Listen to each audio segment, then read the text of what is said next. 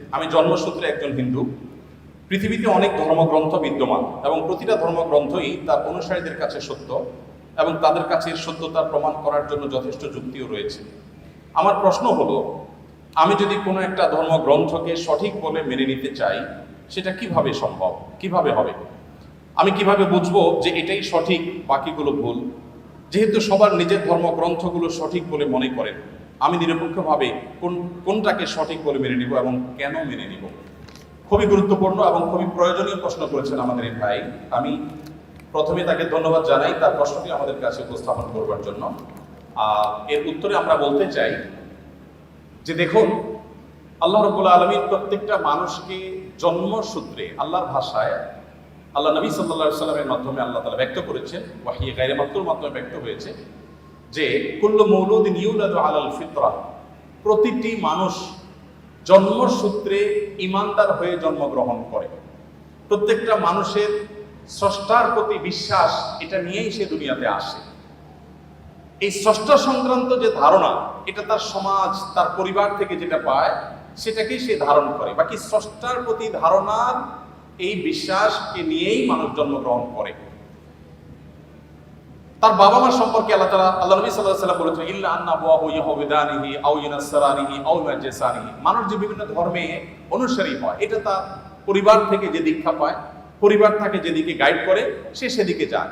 বাকি জন্মসূত্রে সে আল্লাহ বা সৃষ্টিকর্তা যে একজন আছেন, সে এক সত্তার প্রতি বিশ্বাসী হয়েই জন্মগ্রহণ করে। তারপরে সে ডাইভার্ট হয়ে যায় পারিবারিকভাবে যে গাইডেন্স পায় সেই গাইডেন্সের আলোকে।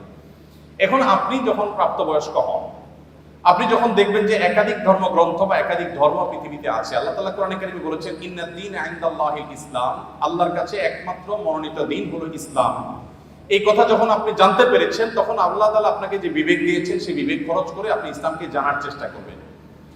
আমরা যদি কেউ অন্য ধর্মকে জানার চেষ্টা করি, বিশেষ করে আমার যে ভাই প্রশ্ন করেছেন তিনি এবং আরো যারা অন্যান্য ধর্মে আছেন, আমি যদি বলতে চাই যে তারা যদি ইসলামকে জানার চেষ্টা করেন নির্মোহভাবে, তারা যদি সত্যানুসন্ধানের দৃষ্টি নিয়ে ইসলামকে স্টাডি করেন, কোরআনকে তারা পাঠ করেন এবং পড়েন, আমার বিশ্বাস একটা সময় তারা ইসলামের সত্যতাকে খুব সহজে, খুব স্বাভাবিকভাবে উপলব্ধি করতে পারবেন।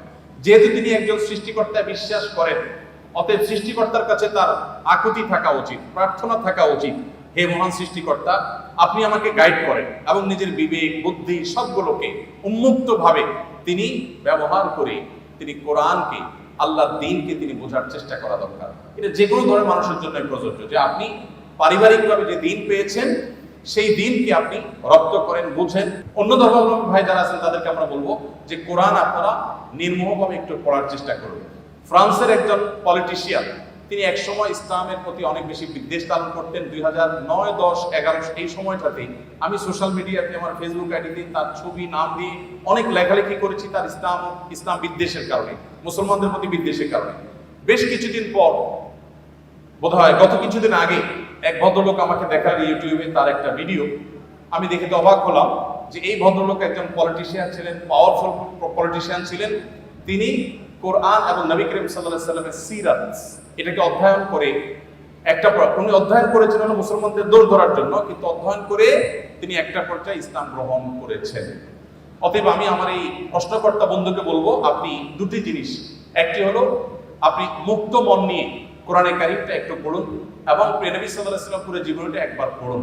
আপনি এটা পড়ার পর, মুক্ত মনে পড়ার পর, আপনার বিবেক আপনাকে গাইড করবে যে মুহাম্মদ সাল্লাল্লাহু আলাইহি ওয়াসাল্লামের যে দ্বীন আল্লাহর পক্ষ থেকে তিনি আমাদের সামনে উপস্থাপন করেছেন, এটা আল্লাহর পক্ষ থেকে আনিত ধর্ম এবং একমাত্র সত্য ধর্ম। এবং ইন্নাদ দীনা ইনদাল্লাহিল ইসলাম, এই আয়াতের মর্ম আপনি উপলব্ধি করতে পারেন যদি কোরআনটা আপনি নির্মমভাবে পড়েন এবং নবী সাল্লাল্লাহু আলাইহি ওয়াসাল্লামের সিরাতটা আপনি পাঠ করেন। আল্লাহ তাআলা আমাদের সবাইকে হেদায়েতের পথে পরিচালিত হওয়ার তৌফিক দান করুন। অনেক সময় বিশ্ববিদ্যালয়ের বাসে থাকার কারণে মাগরিবের নামাজ মিস হয়ে যায়। বিষয়টি এমন, নামাজ পড়তে গেলে বাস চলে যাবে কিংবা বাসে সবাই মানবে না, পরবর্তী বাসের জন্য বসে থাকলে বাসায় যেতে দেরি হয়ে যাবে, মানে আশুলিয়া থেকে নারায়ণগঞ্জ, আবার পরের দিন সকালে ক্লাস থাকে, ফজর পড়েই রওনা দিতে হয়। এমন সময় মাগরিবের নামাজ কি বসে আদায় করা যাবে?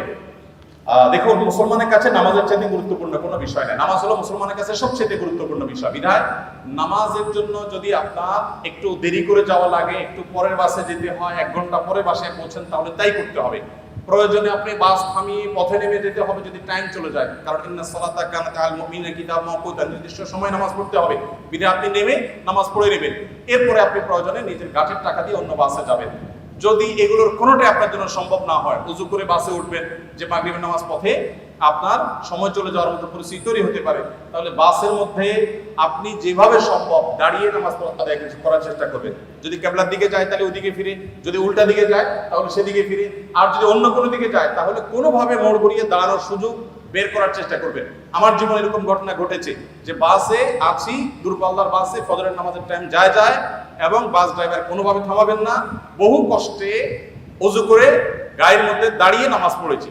কখনো পড়ে যেতে গেলে আমি সিট ধরে এসে নামাজের কাজ শেষ করেছি, তারপরে নামাজ আদায় করেছি আলহামদুলিল্লাহ। ইমানদারের জীবনে নামাজের চেয়ে গুরুত্বপূর্ণ কোনো বিষয় নাই, সেজন্য আপনাকে নামাজ পড়তেই হবে। এটা নো কম্প্রোমাইজের মতো একটা বিষয়, আপনার জীবন মরণের একটা ব্যাপার। আপনি অন্য সব কিছুতে ছাড় দিতে পারেন, কিন্তু টাইম মতো নামাজ পড়ার ক্ষেত্রে কোনো ছাড় দেওয়ার সুযোগ নাই। যদি আপনি কোনো বাহনে থাকেন, নামার মতো কোনো পরিবেশ না থাকে, নামলে ভয়াবহ বিপদ হতে পারে, এরকম কোনো পরিবেশে থাকেন, তাহলে ওযু থাকলে সিটে বসে নামাজ পড়ে নেবেন। পরবর্তীতে অনেক ইমামদের মধ্যে সেই নামাজটা আপনাকে দৌড়ায় নিতে হবে, কিন্তু নামাজ আপনাকে পড়তেই হবে।